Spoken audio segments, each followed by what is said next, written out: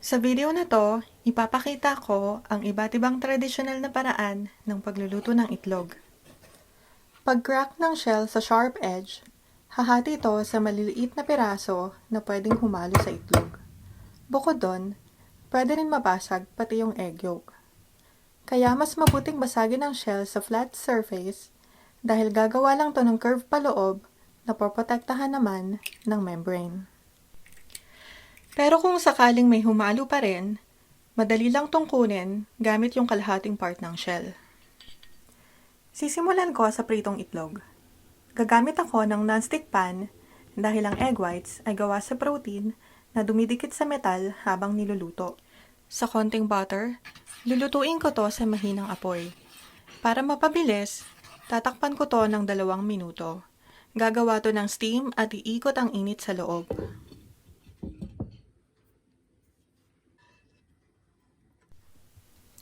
Ang tawag dito ay sunny side up. Niluluto lang to sa isang side, silky but firm yung egg whites, pero runny o malasado yung egg yolks.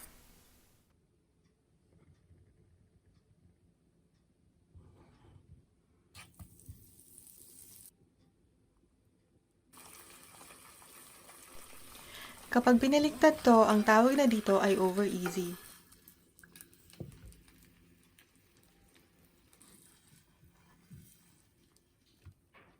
Niluluto to sa parehong side pero gaya ng sunny side up, malasado pa rin ang egg yolk.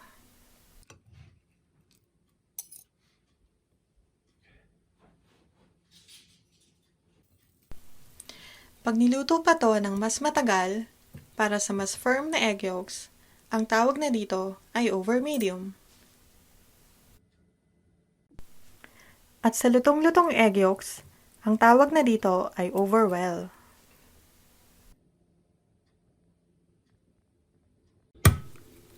Sunod, scrambled eggs. Magkaiba ang cooking temperature ng egg yolk sa egg white. Kaya sa isang bowl, titimplahan ko na to at hahaluin mabuti para pantay ang pagkakaluto.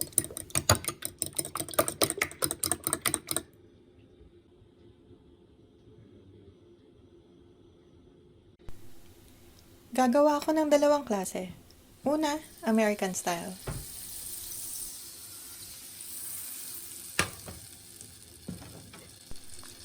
Para di masira ang coating ng non-stick pan, gagamit ako ng rubber spatula. Hahaluin ko lang to ng dahan-dahan habang niluluto. Tandaan na mabilis maluto ang itlog, kaya nilalayo ko to sa init para maiwasan ma-overcook.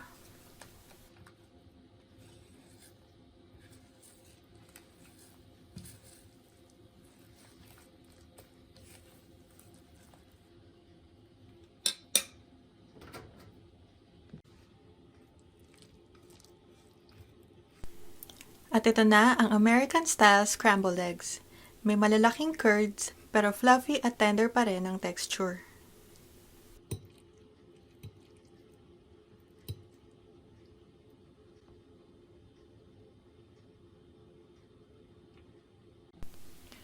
Sunod kong ipapakita yung French style. Lagi akong gumagamit ng butter sa pagluluto ng itlog dahil mas malinamnam. Pagkalagay ng butter sa pan, hinihintay ko muna itong mag-bubble. Ibig sabihin nito, nag-evaporate na ang tubig at yung fat na naiwan ay naabot na ang tamang cooking temperature.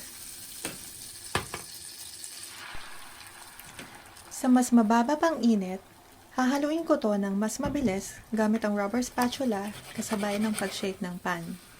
Gusto kong ma-achieve dito yung maliliit na curds. Dadagdagan ko pa to ng butter habang niluluto para sa mas mataas na moisture content at sa mas creamy na texture. Si Chef Gordon Ramsay gumamit ng crème fresh sa recipe niya. Kung gusto nyong panoorin, ilalagay ko yung link sa description box.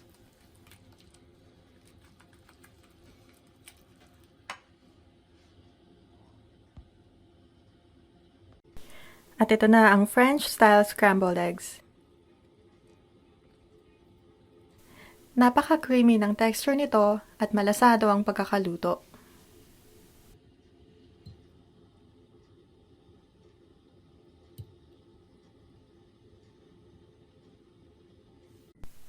Sunod naman, omelette. Para lang din itong scrambled egg sa paraan ng pagluluto. Pero sa huli, binubuo ito ng shape. Kaya naman, mas magandang gumamit ng mas maraming itlog at mas maliit na non-stick pan. Gagawa ulit ako ng dalawang klase. Una, American style. Lagi ko munang binibit yung itlog sa hiwalay na bowl para siguradong walang shell at para mas pantay ang pagkakaluto.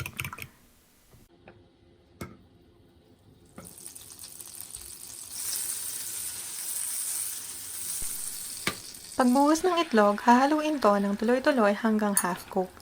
Tapos ikakalat para masakop ang buong pan.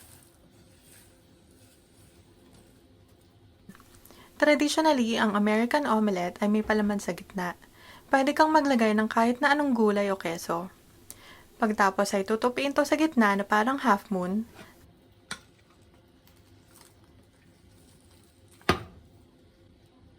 At babalik na rin para pantay ang luto sa kabilang side.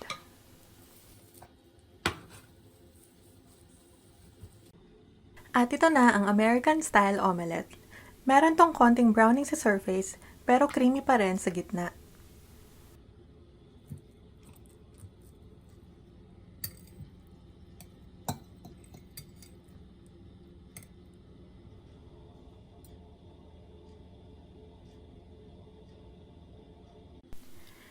Pangalawang klase, French style omelette.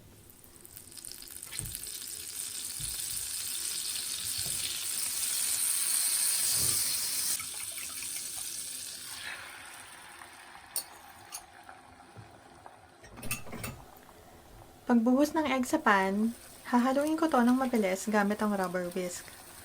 Gusto kong ma-achieve dito yung maliliit na curds na parang sa French scrambled eggs. Iiwasan ko din yung kahit na anong browning, kaya ilalayo ko to sa init o hihinaan ng apoy para mas makontrol ko ang unti-unting pagluluto. Pag 1/3 na ng pagluluto, isisimulan ko ng buuin ang shape. Gagamitin ko yung curve ng pan to my advantage para mag-curl siya sa dulo at masara ang tupi sa ibabaw.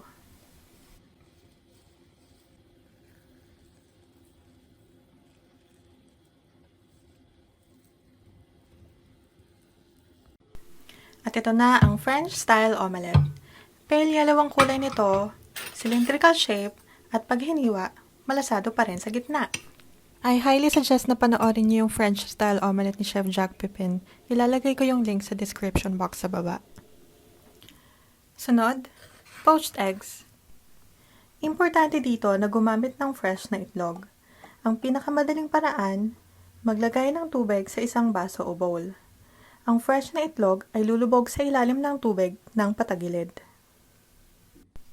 Ang poached eggs ay ang pagluluto ng itlog na walang shell sa tubig na may mababang temperature.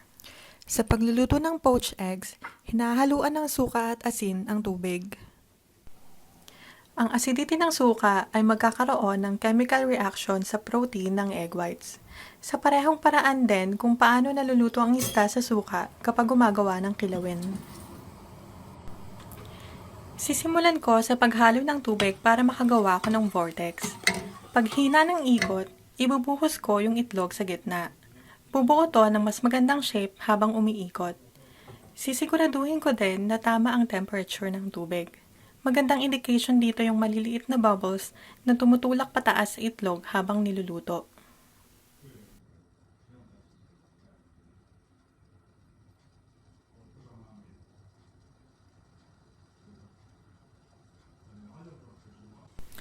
Hihiwalay din at lulutang sa ibabaw yung thin albumin. Isuscoop out ko lang to para sa mas malinis na final shape. May natutunan akong trick noon na ini-strain muna yung itlog bago lutuin. Unnecessary naman to, pero makakatulong sa visibility ng tubig kung magluluto ka ng marami sabay-sabay.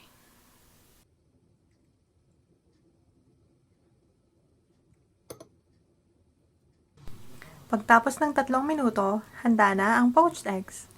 Hahanguin ko lang to gamit ang slotted spoon at ipupunas ng konti sa tissue paper.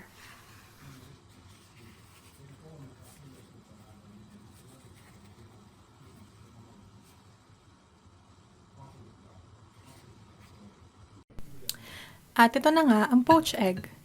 Kadalasan, malasado ang luto nito, pero pwede mong lutuin ng mas matagal according to your preference.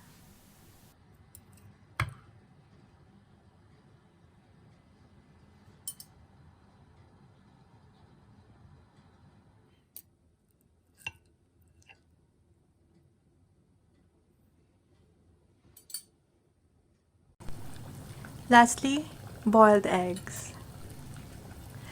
Para sa mas accurate na pagluluto, sisimulan ko agad sa kumukulong tubig at itlog na nasa room temperature.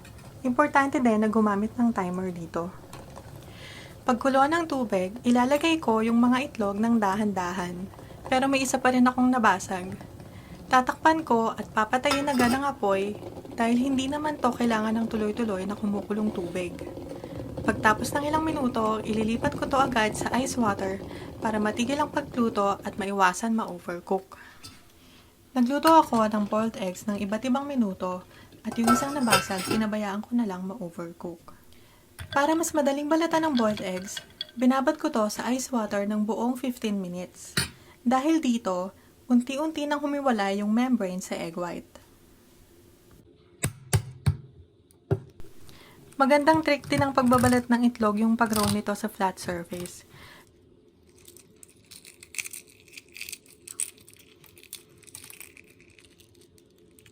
Pero dahan-dahan lang lalo na sa soft-boiled egg, gaya ng nangyari sa akin dito.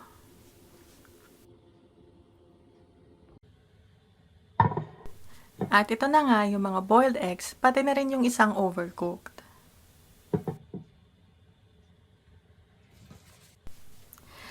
At dito, makikita natin ang pagkakaiba ng 4 minutes, 6 minutes, 8 minutes,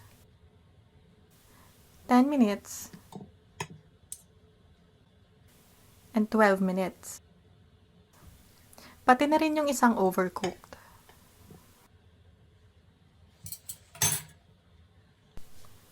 Kung makikita nyo, merong green coating dito sa ibabaw ng egg yolk sa overcooked na boiled egg.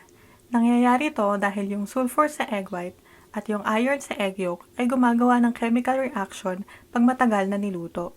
Iwasan yung mangyari to dahil pumapangit yung texture ng itlog kapag na-overcook. Although harmless naman tong kainin. At dito na nagtatapos ang video na to. Palike naman kung meron kang natutunan at pasubscribe na rin dahil marami pa akong gustong i-share sa inyo. Ako nga pala si Irene, isa akong Filipino chef na nakatira dito sa Finland. Thank you for watching and see you again next time. Bye!